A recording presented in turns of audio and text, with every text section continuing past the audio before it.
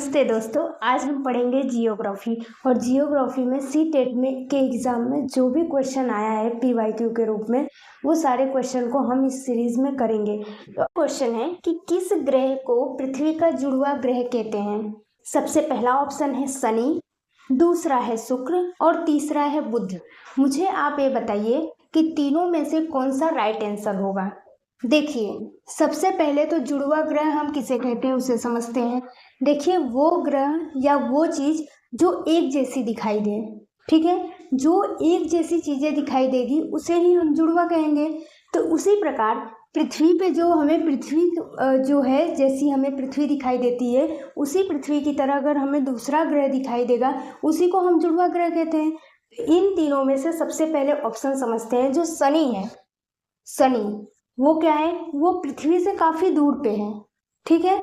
और जो शुक्र है वो लगभग समान है, पास में है, और दोनों एक जैसी ही दिखाई देती है, इसलिए इसका राइट आंसर होगा शुक्र।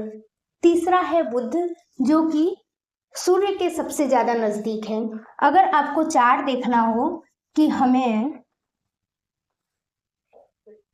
ग्रहों की स्थिति कैसे दिखाई देती है, सबसे पहले देखिए सन होता है, सन के पास होता है क्या, बुध। बुध के बाद क्या आता है,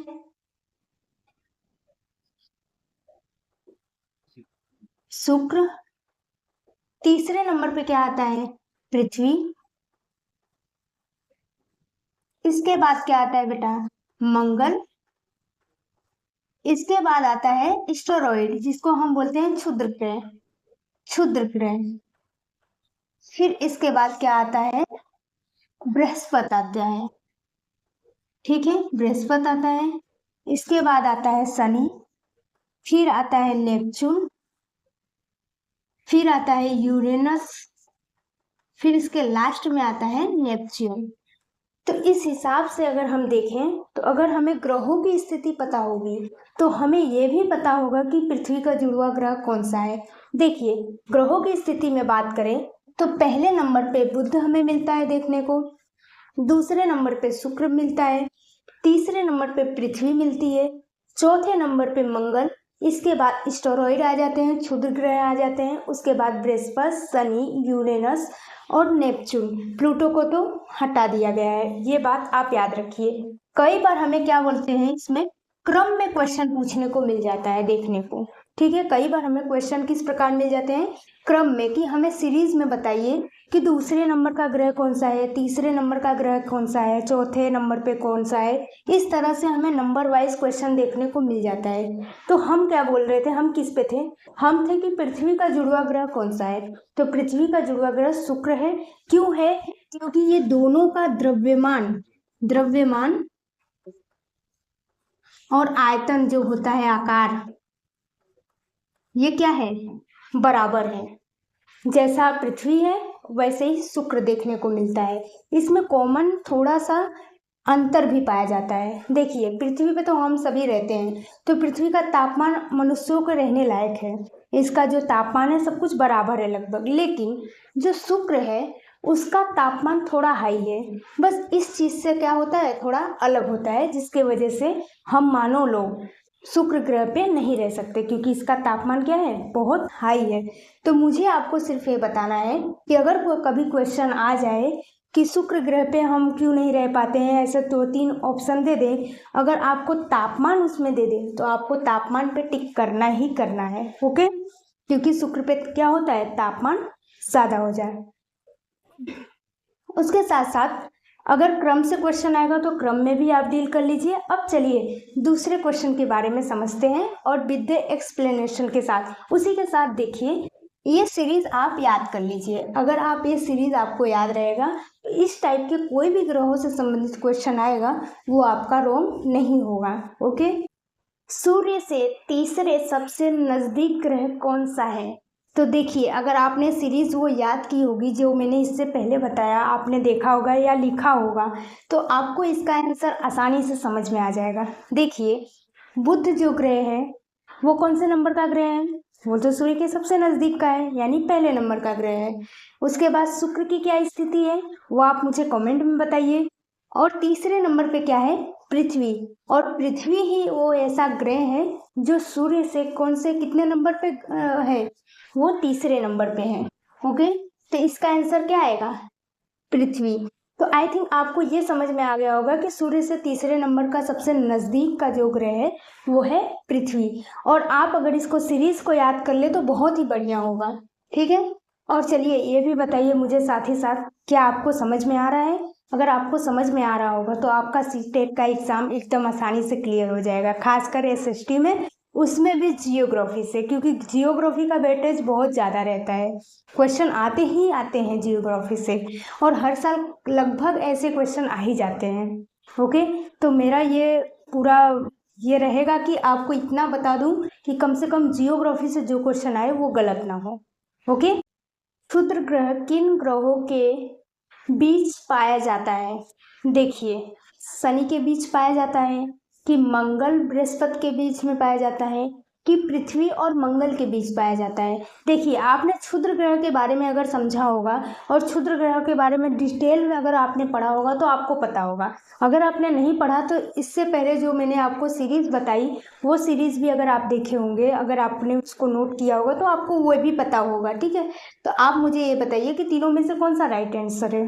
देखिए, मंगल और बृहस्पति जो है ये होता है क्षुद्र ग्रह के बीच में। मंगल ग्रह पहले और बृहस्पति ग्रह क्या होता है बाद में, और उनके बीच में जो सीरीज पाई जाती है वो किसकी होती है, क्षुद्र ग्रह की। यानी कि क्षुद्र ग्रहों की स्थिति क्या होती है, मंगल और बृहस्पति के बीच में। पृथ्वी अपने अक्ष पर कितना झुकी हुई है?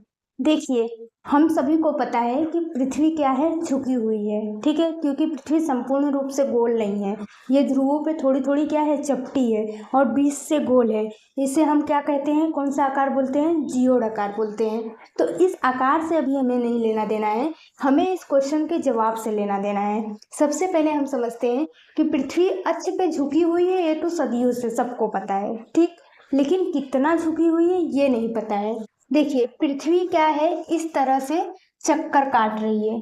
किसका किसका चक्कर काट रही है, सूर्य का चक्कर काट रही है। ठीक है, तो सूर्य का चक्कर लगाते हुए पृथ्वी अपने अक्ष पे झुकी हुई है, और जो झुकी हुई है पृथ्वी, उसका कितना डिग्री एंगल पे कोण बनता है, 23.5 डिग्री। ठीक, तो इसे हम क्या कहते हैं कि पृथ्वी अपने अक्ष पे 23.5 डिग्री झुकी हुई है। इस हिसाब से जो इसका आंसर है 22.5 डिग्री होगा, 21.5 डिग्री होगा, या 23.5 डिग्री होगा।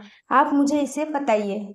देखिए, इस हिसाब से मैंने आपको समझा दिया है कि आपको पता चल जाएगा कि 23.5 डिग्री होगा, क्योंकि पृथ्वी अपने अक्ष पे 23.5 डिग्री झुकी हुई है।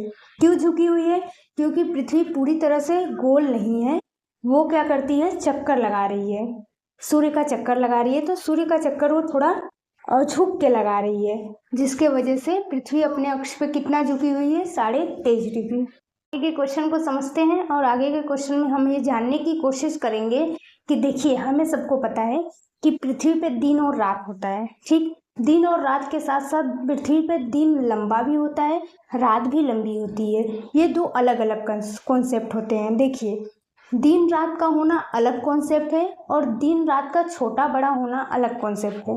इसे हम इस क्वेश्चन के जरिए समझेंगे। सबसे पहले हम क्वेश्चन को पढ़ते हैं। दिन और रात किस गति के कारण होता है? यानी कि पृथ्वी गति करती है, ये पहले नंबर पे। पृथ्वी किस प्रकार गति करती है? लगता है कि पृथ्वी गति करती है, उसके भी प्रकार है। ठीक, किस प्रकार की गति करती है? तो देखिए, जो पृथ्वी गति करने का प्रकार है वो दो है। एक गति को हम कहते हैं घूर्णन, और दूसरी गति को हम कहते हैं परिभ्रमण। परिभ्रमण कह लीजिए, परिक्रमण। ठीक, तो दो प्रकार की गतियां हैं। पहली गति का नाम है घूर्णन, दूसरी गति का नाम है परिक्रमण। अब इन दोनों गतियों के बारे में क्या सीखना है? सबसे पहले तो हमें यह सीखना है कि जो घूर्णन होती है वो किस प्रकार की गति है। जो घूर्णन है वो क्या करती है, गोल गोल घूमती रहती है वृत्ताकार पथ पे। ठीक है, सूर्य के चारों ओर क्या करती है, चक्कर लगाती है। और अगर ये चक्कर लगाती है तो क्या होता है, 24 घंटा होता है पूरा, जिसे हम बोलते हैं एक दिन हुआ। ठीक, लेकिन जो दूसरी वाली गति है परिक्रमण, ये भी सूर्य का चक्कर ही लगाती है, लेकिन इस गति में क्या किस प्रकार का चक्कर होता है? इस गति में दीर्घवृत्ताकार चक्कर होता है, यानी कि और थोड़े दूर पे दीर्घवृत्ताकार पथ पे क्या करता है? पृथ्वी क्या करती है? चक्कर लगाती है। तो जब पृथ्वी इस पे चक्कर लगाती है तो परिक्रमण गति कहते हैं इसको। क्यों? क्योंकि ये दीर्घवृत्ताकार पथ पे होता है, जिसके कारण हमें क्या दिखता है? साल में परिवर्तन देखने को मिलता है। अब मुझे बताइए कि क्वेश्चन में क्या दिया था? दिन और रात किस गति के कारण होता है? तो मुझे बताइए कि जो दिन है और रात है वो एक छोटी घटना है कि बड़ी घटना है? सबसे पहले ये बताइए। मैं क्वेश्चन भी आपसे पूछती हूँ। देखिए, दिन और रात होना और दिन और रात का छोटा बड़ा होना, ये दो अलग अलग बात है। तो इस क्वेश्चन में क्या दिया है? दिन और रात का होना, ठीक है, किस गति के कारण है, न कि दिन और रात का बड़ा छोटा होना। तो जब दिन और रात का गति के कारण पूछे कि दिन और रात किस प्रकार की गति के कारण होता है, तो जवाब हमेशा आएगा घूर्णन के कारण। किसके कारण? घूर्णन के कारण। लेकिन अगर हमें इसमें पूछ ले कि दिन और रात का छोटा बड़ा होना, ऋतुओं में परिवर्तन होना, इस प्रकार का साल में अगर अंतर पूछ ले ना, साल में अंतर, तो हमारा जवाब क्या आएगा? परिक्रमण। समझ आया? जब छोटी चीजें पूछे तो घूर्णन, जब उसी से जुड़ा कोई बड़ा क्वेश्चन पूछे, बड़ी चीजें पूछे, तब क्या आएगा? परिक्रमण। आई होप कि आपको घूर्णन और परिक्रमण दोनों के बारे में समझ में आ गया होगा, कॉन्सेप्ट भी। और अगर आपको समझ में आ गया है तो आप वीडियो को लाइक कर दीजिए, चैनल को सब्सक्राइब कर लीजिए। इससे मुझे मोटिवेशन मिलेगा और आगे वीडियो बनाने का मन करेगा। ओके, तो आप मुझे बताइएगा कि आपको वीडियो कैसा लगा। उसी के साथ साथ चलिए आगे की सीरीज़ में हम इसी क्वेश्चन को आगे कंटिन्यू करेंगे, इसी सीरीज़ में, ताकि हम जितने भी क्वेश्चन आए हैं PYQ के रूप में वो सारे क्वेश्चन को कर पाएँ और इजीली अपने एग्ज़ाम को अच्छी तरीके से क्रैक कर पाएँ। ओके, तो चलिए इसी के साथ साथ नमस्कार। आज के लिए इतना ही, कल फिर मिलते हैं। ओके।